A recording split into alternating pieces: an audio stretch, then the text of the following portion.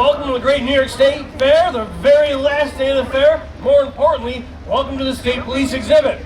Now, who here is excited to see the best underwater show at the fair? Yeah! All right, and we are excited to bring it to you. So, without further ado, let me introduce you to my crew. Coming up behind that tank is my training coordinator out of headquarters, Tech Sergeant Josh Cross. First time, every time. All right, next up behind that tank is the Troop E Senior Diver, Tech Sergeant Don Will.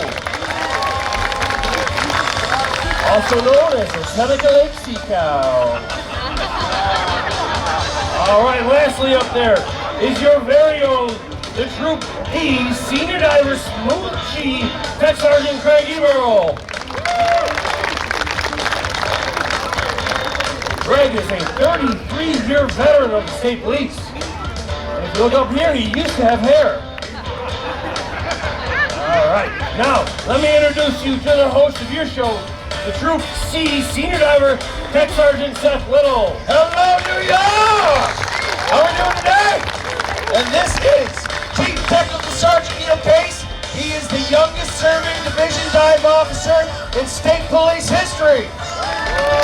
You do look rather young up there, boss. Oh, yeah. There's me as a baby, you know, and I am the youngest of our group here. The youngest among us. That's right. All right, now I heard you say that they came to see the best show at the State Fair. Oh, yeah, that's what they're saying. Who's there? Who's they? The people. The people? Yeah, the people. Right, you heard them. Is that one of the people up there? Oh, yeah, Kevin Connors. Kevin Connors. Let's see what he has to say. The canine demo was voted the best show at the fair.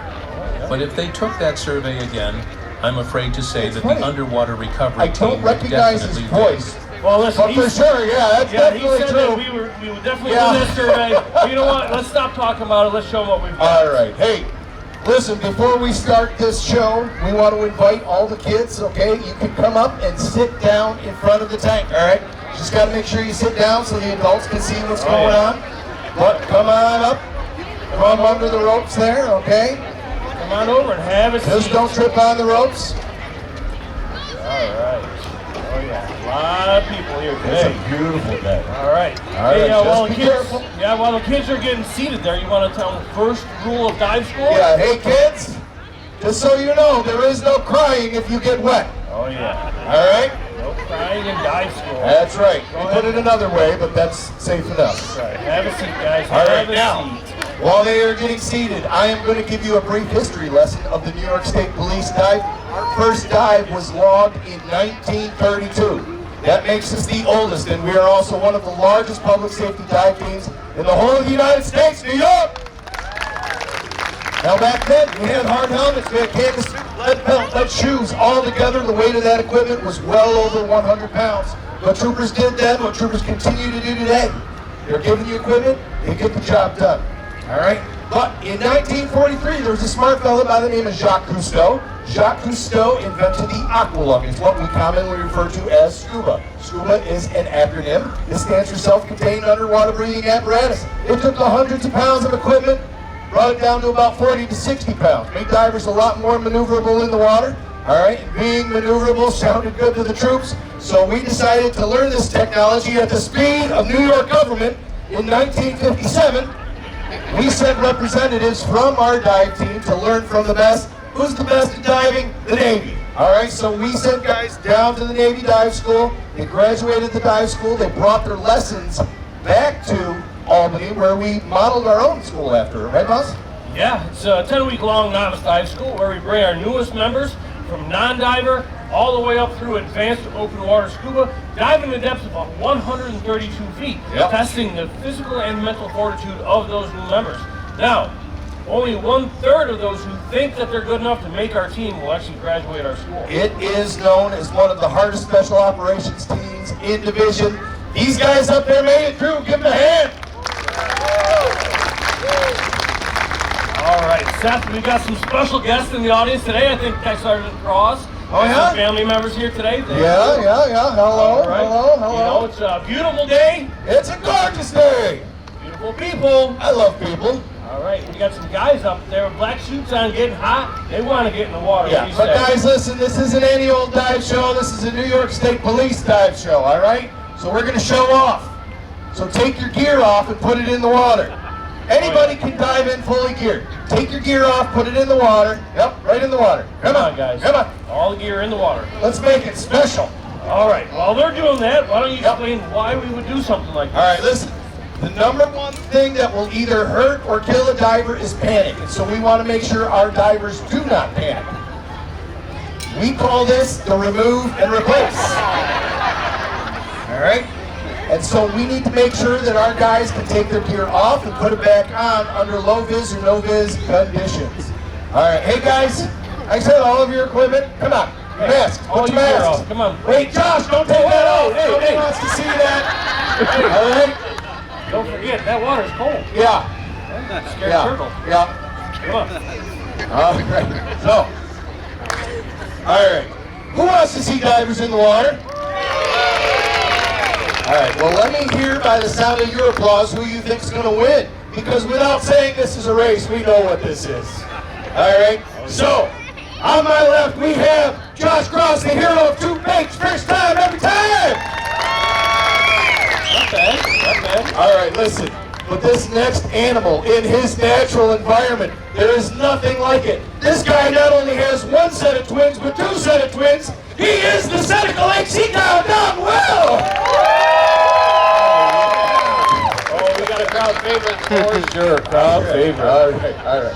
So, these divas need a little help in the water. We're going to give them a countdown. So when I say go, we're all going to count down. 3, 2, 1, time. All right, kids, are you ready? Adults, are you ready? All right, we'll see. Go! Stop, wait. I'll stop that before it even gets started. Because honestly, they weren't ready. They weren't ready. All right, but listen, we got a couple hundred people here. Let's let the rest of the fairgrounds know that we're about to put divers in the water. Are we ready? Let's go! 3, 2, 1, and there they go. All right, the first thing you're going to notice is when they get down to their gear, they're going to put their second stage, which is known as their mouth regulator, in their mouth. They have air now. After they have air, everything else will come. All right, but they have life and they're racing. They're putting their equipment on. I think Josh wants to. Oh! Josh wanted to brag a little bit. All right, first time every time, Josh Cross, give him a hand. Nice job. All right, but you know what? In all actuality, both these guys graduated the school. Everybody gets a trophy or some garbage like that. So give them a hand, both of them. All right, while they're moving around and taking the kids, I'm going to give you guys a little lesson on our equipment. The scuba tank. It's high pressure. Why is it high pressure? Because that tank holds a closet full of air. So you just can't breathe off of the tank. Well, show 'em. That'll blow your lungs up. All right? So what you need is a regulator. That regulator, known as the first stage, goes on top of the tank, and then it sends the air down the line at a reduced rate to the mouth regulator, the second stage.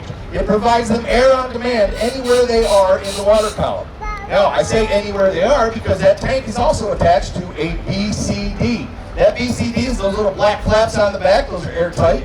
And it controls our buoyancy. If you are positive buoyancy, you float. All right? That means you added air. If you're negatively buoyant, it means you sink. That's because you let air out of it. All right? Divers' sweet spot is known as neutral buoyancy. It's like they're in outer space. They're just floating there, okay? Their fins work really well. It propels them forwards, it brings them backwards, gets them anywhere they need to go. Now, the masks that they have on their face, those masks actually allow us to see things 33% larger, all right, and 25% closer. And so when a diver goes down into the water and says, "Oh my word, did you see the size of that fish?" Wasn't quite that big, it was a little smaller, but that's okay. Hey, how you doing, buddy? All right. So, now, these masks, we have them throw those masks in the water, okay? And there are things that can happen to our gear when we're in the water, right? Most of the water that we dive in doesn't look like this. Masks can get ripped off. Well, how did they get the water out of their mask? All they're going to do is they're going to reseat their mask. They're going to add a little pressure to the top of their mask with their fingers, and they're going to breathe air in their lungs, and then they're going to breathe air out their nose. That air will actually go up into the mask and push the water out. They'll be able to go about their way. And when I say that things can happen to our equipment underwater, it's because we do dive to depths of 132 feet. So if you see the top of this tower right here, this tower is 60 feet tall. All right? Add another tower on top of that, 12 more feet, that's 132 feet. Things can happen to a body at that depth, all right? And it can happen to our equipment. So Josh is going to give a demonstration. Hey, Seneca Lake Sea Cow, something is not right with my air. It's not working. So the Seneca Lake Sea Cow moseys on over, because you don't dive alone. You always dive with a buddy. It's very important. His buddy takes his main air, puts it in his buddy's mouth, takes a safety second, they make sure they're okay, and then they're going to ascend at a nice, safe rate. And I say a safe rate because what are they breathing? A lot of people think it's oxygen in that tank. Well, there's some. But air, what you're breathing, is mostly comprised of nitrogen. Nitrogen is what gives a diver the bends if they come up too quickly out of depth, okay? They did a good job. Let's give them a hand. All right. What do? Well, we are the underwater recovery team, but we are a police diving team, which means, just like a police officer who comes on the scene of an incident, it is a crime scene until it's deemed not a crime scene. Same thing with us. When we arrive on the scene, just because it's underwater doesn't make it any different. It's a crime scene until we determine that it's not a crime scene. All right, so how are we going to see things down there, all right? Well, if it's clear enough, we can take video, we can take photo, we can draw diagrams and things like that, make sure that everything of evidentiary value is put away nice and safe. But if you can't see, well, how do you know that you're searching everywhere? Well, our symbol on the back of our shirts, the octopus. If you've ever seen an octopus move over the floor of the ocean, it goes and hovers and touches everything, all right? So divers are trained to touch everything and everywhere, so when they come up, they know exactly what they found and what's in there. There are certain things that can help us do that to make sure that we go everywhere. We use line searches, okay? A line search will help us make sure that we covered every square inch of where we are, and I'm going to give a demonstration right here. This is going to be called the pendulum line search. So I'm going to need a volunteer from the audience over here. I need a volunteer from the audience over here. Okay, right here, right here. All right. Which adult do you belong to? Oh, one nice and close. Come on over. All right. Oh yeah, I like your shirt too. Yeah, very nice, very nice. All right, your name is? Elizabeth. Okay, and your name? Rebecca. We got Scuba Becky. Is that all right? Okay, all right. So she's going to come out over here. All right, she's going to come out here, and what she is she's a commercial diver, okay? And she went into, let's say, a boat launch or boat dock. She's doing some work, but she didn't follow one of the most important rules, which is you do not dive alone, okay? You always make sure somebody's around. So somebody saw her go in the water, but nobody saw her come out of the water. Now, this is one of those times, recovery is in our name, I know, but we like to rescue people as well if we can, all right? And so, Elizabeth, you are going to help me rescue Scuba Becky. All right? All right. She's very excited. It's good to see. All right, so you're going to stay right there. You're a rock. You're an anchor. I'm under the water, okay? How are we going to communicate with each other, you think? Yeah? Good. Now, pull it nice and tight. Come on. You're in charge. There you go. All right. So I feel that. I have communication with her. I tuck back a little bit. She feels that. That means I'm ready to go, and we're going to rescue.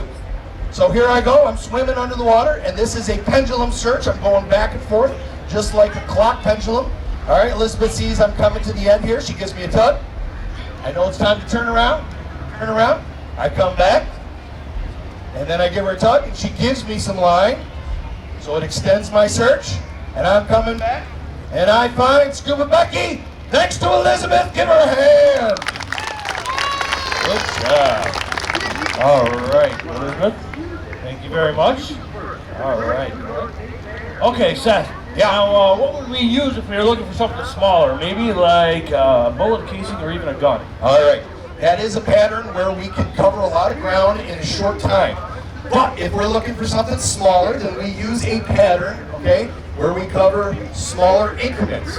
We're paying more attention to detail, more importantly to minutia. And so what we would use is a jackstay. And in that tank right there, you see the line is connected by two weights. We would separate those weights, creating tension on the line. The diver would hold on to the line and move down the line, and he would make sure that he touches everything as he goes, just like the octopus. When he comes to the weight, he would move it over a little bit, and then he'd come back. He might cover some of the same ground, but that's okay, because this is detail-oriented work. He would also cover new ground. And if you see up there, we got Chevy Park Pond. All right, that is how we would do that. Now, we're just going to say some numbskull threw a gun in the water. Greg, did you see that guy? Yeah, you saw him. You did. All right, so there goes the gun. So Josh Cross, what he's doing right now is he's taking his mask and he's turning it around. And the only reason he's doing that is because we don't allow our novice divers to use their sight. In pool water, we have them use their touch. They bring over the weight, he's making sure he's touching everything. He turns around and he follows the line back. When he follows the line back, my guess is he's going to find it. And he did. First time, every time, Josh Cross. All right, so yeah, he did a great job, right? But that was too easy. Hard pack bottom. You know, a lot of times we're in some deep mud or muck. What are we going to do then? Well, we would use a metal detector, all right? People are our most valuable asset, but we're not adverse to technology, and so we're going to give a demonstration of some of the technology over here, all right? I'm going to need a volunteer, and I like the look of this shirt right here. There he is, right there. I see him waving. Come over here. Come on, come on. All right. That's a nice shirt you got. Looks like you got some ice cream on the front of it. Was it good? All right, come on over. Come on over. All right, what's your name? Jacoby. All right.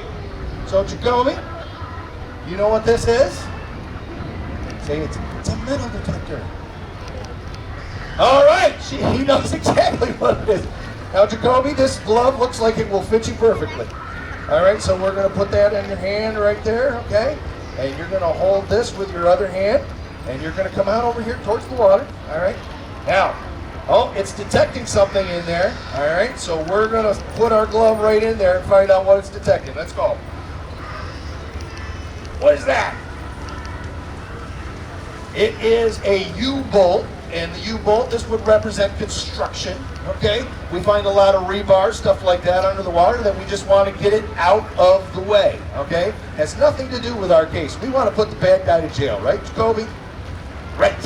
All right, let's come out over here a little bit farther. We're looking for something that was involved. Somebody stole a lock box, broke the lock off, and threw it in the water, and they thought they'd get away with it. They're not gonna, because Jacoby's gonna find something right there, I'm sure of it.